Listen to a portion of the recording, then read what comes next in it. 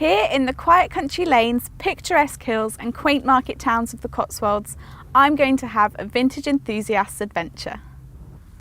Stroud has a bunch of great vintage shops and they've collaborated to put together this handy little map.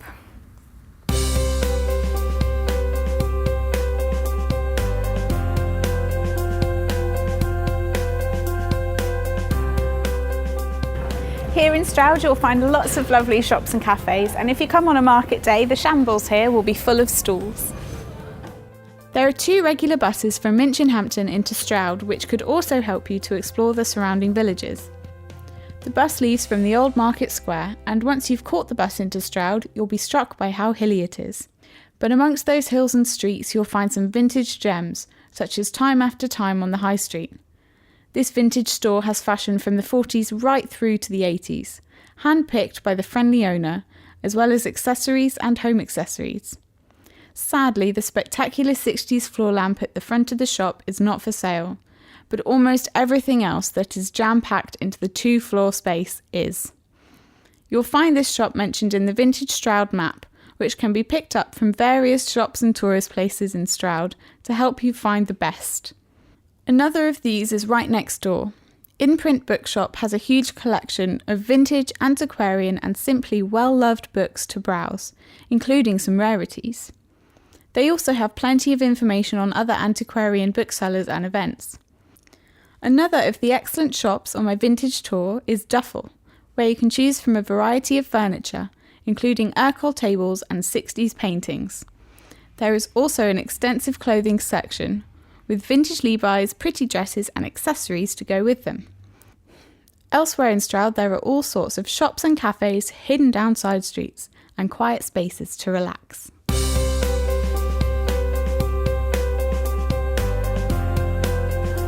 The beautiful streets of Cirencester are full of history, with the tall church standing proud in the middle to help you find your way. You'll need this guidance through the maze of alleyways and side streets packed with cute cafes, gift shops and pubs. There's also a Roman amphitheatre and Cirencester Park hidden behind the tallest hedge I've ever seen. Let's go and explore. Behind the hedge you will find the beautiful Cirencester Park, where you can walk or horse ride. The church is spectacular, with Queen Anne's cup proudly displayed. Behind this is the Abbey Gardens, through which you can get to one of the remaining sections of the old Roman wall that once surrounded Cirencester. While here, it would be a shame not to learn about the long history of the town. To find out more, we spoke to Amanda Hart, director of the Corinium Museum. Well, Cirencester is steeped in history. I mean, it goes way back to prehistoric times.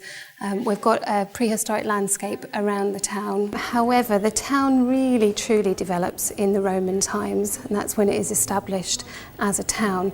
The Romans came here sort of first part of the 1st century AD. So really, after the establishment of the town in about the 2nd century, that's when you get a lot of the major public buildings that we know about from a Roman town. So you get things like the amphitheatre, which is it was just on the sort of the edge of the Roman town, just outside the city walls, but it's easily walkable from the main town today. This is an amazing museum. It tells the full story of the Romans and the Roman town, the development of that town, and of course not forgetting the people that were living in that town.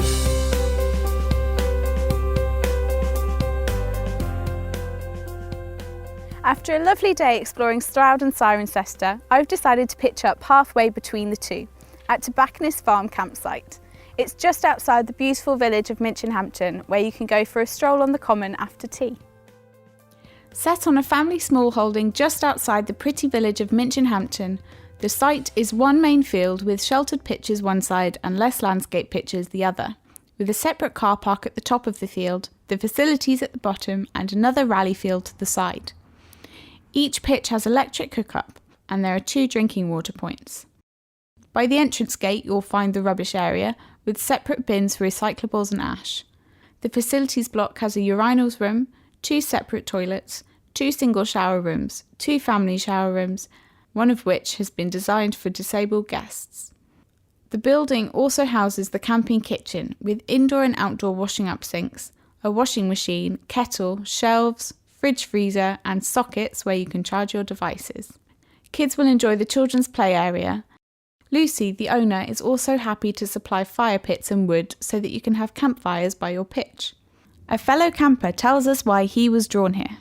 We found this site literally by accident. We found the website, looked attractive, it seemed to tick all the boxes of what we were looking for in a campsite, and this website and the reviews don't do the place justice. I mean, the facilities are excellent, you've got fantastic views all over.